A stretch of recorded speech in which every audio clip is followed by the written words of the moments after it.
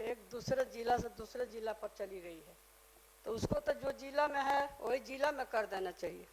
कहाँ से तो महिलाओं को परेशानी होता है, आने जाने में दिक्कत होती है, बाल बच्चा के भी देखती है, घर भी देखती है। ठीक, हम जो बोलिए। जिला में है वही जिला में कर देना चाहिए, ठीक, घर के आसपास। ठीक।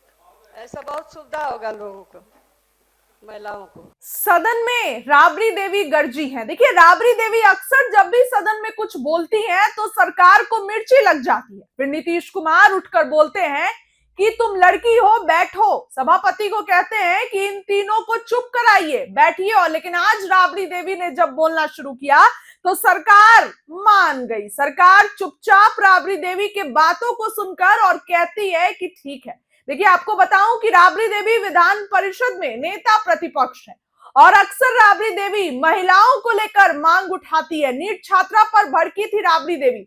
उन्होंने कहा था नीट छात्रा के मामले पर कि बिल्कुल पता लगाइए। सम्राट चौधरी से इस्तीफे की मांग की थी राबड़ी देवी ने, तो सदन के अंदर गरज उठी है बिहार की पूर्व मुख्यमंत्री राबड़ी देवी। विधान परिषद का ये वीडियो है जहां राबड़ी देवी सरकार के सामने अपनी मांग को रख रही हैं। जरा देखिए ये वीडियो। महिलाएं शिक्षक हैं कि एक दूसरे जिला से दूसरे जिला पर चली गई है, तो उसको तो जो जिला में है वही जिला में कर देना चाहिए।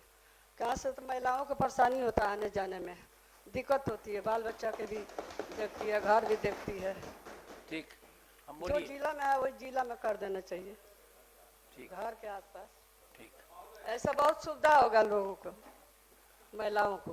सभापति महोदय, माननीय सदस्य ने जो बात कही उसे हम ग्रहण करें। ठीक।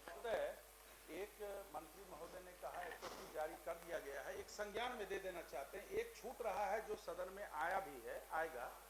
इसमें ई शिक्षा कोष में सीएल लेने का जो प्रावधान है, तो सीएल जब लिया जाता है तो सेवा संहिता में स्पष्ट है उसमें जो कि अगर बीच में रविवार पड़ेगा या कोई निर्धारित अवकाश होगा निदेशक माध्यमिक शिक्षा की तरफ से, उसको उसमें जोड़ा नहीं जाएगा, लेकिन उसको जोड़ दिया जा रहा है, जिसके चलते सबकी छुट्टियां गायब हो जा रही हैं। इसको भी मंत्री महोदय दिखवा दें।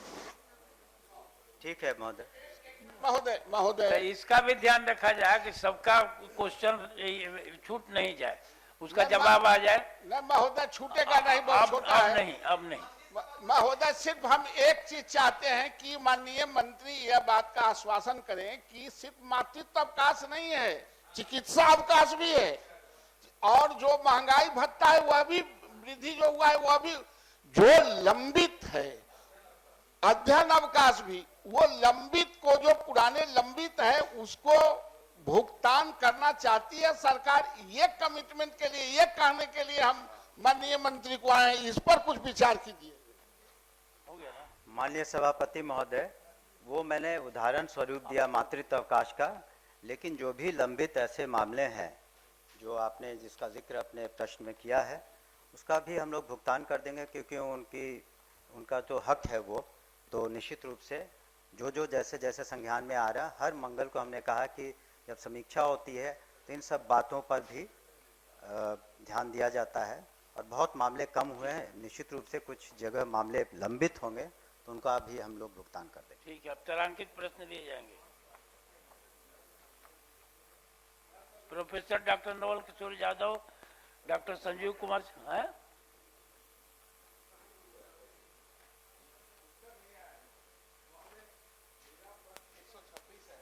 तो गाड़ी छूट गई, आगे बढ़ गए हम लोग।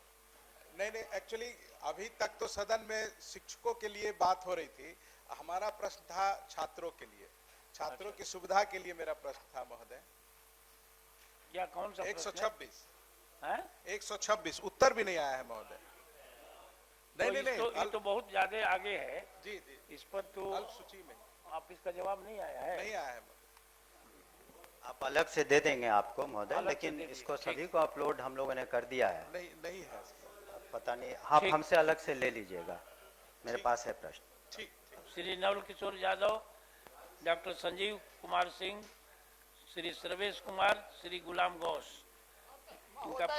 इसमें तो आते आते माननीय मंत्री ने एक घोषणा कर दी कि पता नहीं 1 सप्ताह के अंदर बैठक कराएंगे। मूलतः हम लोगों का मांग भी यही था ये जो वित्त रहित कॉलेज है, जो अनुदानित कॉलेज है, उसका वेतनमान हो और उसके जो कमेटी बनी है चीफ सेक्रेटरी के अध्यक्षता में उसकी बैठक बुलाई जाए। माननीय मंत्री ने इसको आते आते सदन को आश्वस्त किया है, इसलिए आसन के तरफ से और हम लोग अपने तरफ से भी माननीय मंत्री को धन्यवाद देते हैं कि आप जल्दी से करा लीजिए और जल्दी से कर दीजिए। यही एगो बचल है, सरकार का कलंक यही बचा हुआ है, इसलिए वो कर दे।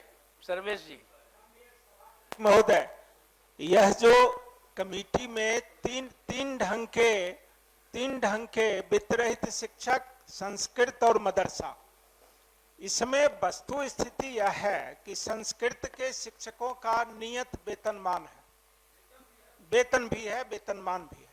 मदरसा के शिक्षकों का भी वेतन भी है, वेतनमान भी है, लेकिन वित्त रहित शिक्षकों की